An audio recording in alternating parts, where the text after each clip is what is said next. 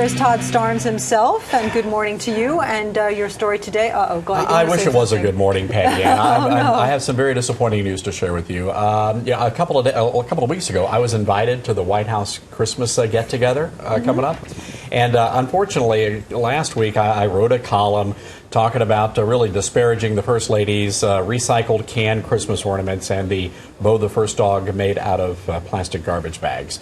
And I got an email. I kind of been disinvited. So they were very nice about it. So what did it say? How did they disinvite you? They ran out of room. So they said maybe next year. So I was really disappointed. And did they cite your article about the... No. They were very kind about it. I suspect that was what the issue was. So you don't really know for sure. No, I was disappointed because I had a couple of extra manger scenes I was going to smuggle in and set them up around the White House. Had a little Palin bumper sticker to put on the presidential limo, but all for naught.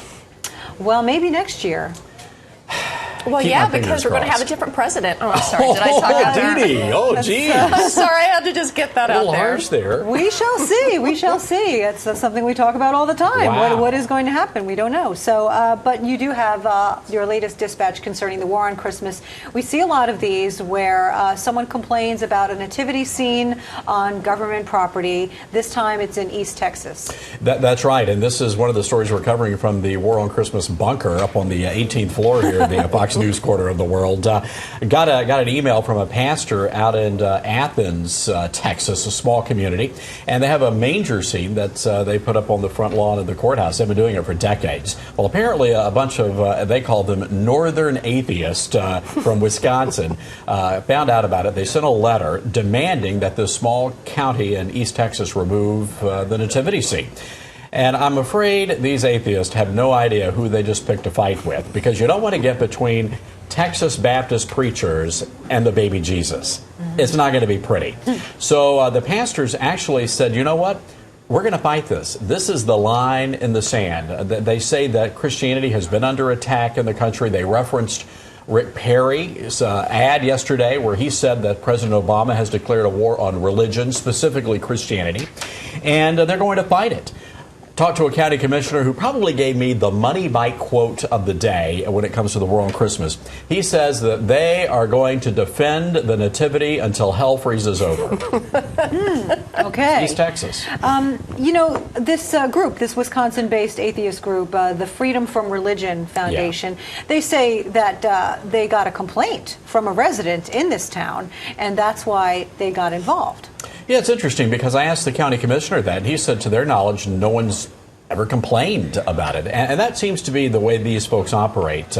They say at least one person in the town complains. I did a story a couple of weeks ago in Tennessee. There's a cross on top of the water tower that had been in this town for ages. And this group complained about it. They said someone was offended in the community. But they never identify these people. They never tell us who they are. But there's always one person that raises a big stink about it. So is there anything else in that county courthouse area, such as a menorah, something representing other religions? No, they do have Santa Claus and the reindeer. Oh, and they have some gnomes. So I'm not sure if it's the Travelocity gnome, but they have a gnome. And not sure if it's denominational affiliation. But they do have other ornamentation set up on various corners of the courthouse.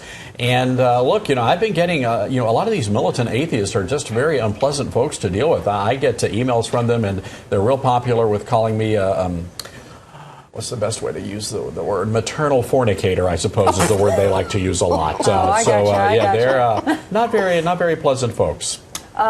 But so, I mean, their argument would not be satisfied with putting up, let's say, a menorah or whatever, because this is an atheist group, and their point is no religion, not even all religions. And in some instances, look, there's another story brewing out near Pittsburgh where a community has a nativity scene, and the atheist group there wants this banner put over the nativity that basically just disparages the Christian faith, and the town leaders are saying, we're not going to do that. If you want to put up something that promotes atheism, that's fine. But you're not going to put up a banner that denigrates another religion. That's not going to happen. Yeah, and denigration, I mean, that clearly goes too far, denigrating religion. But when it comes to government property, there is the argument I always cite it, the separation of church and state, and the fact that, in this case in East Texas, you're talking about a county courthouse paid for by taxpayers, some of whom might not share the Christian faith.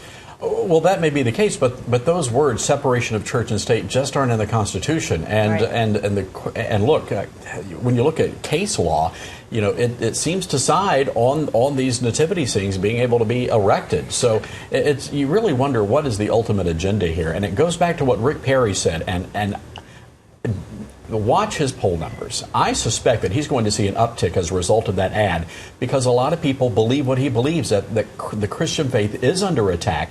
There's something nefarious going on, and we've got the stories to back up his claims.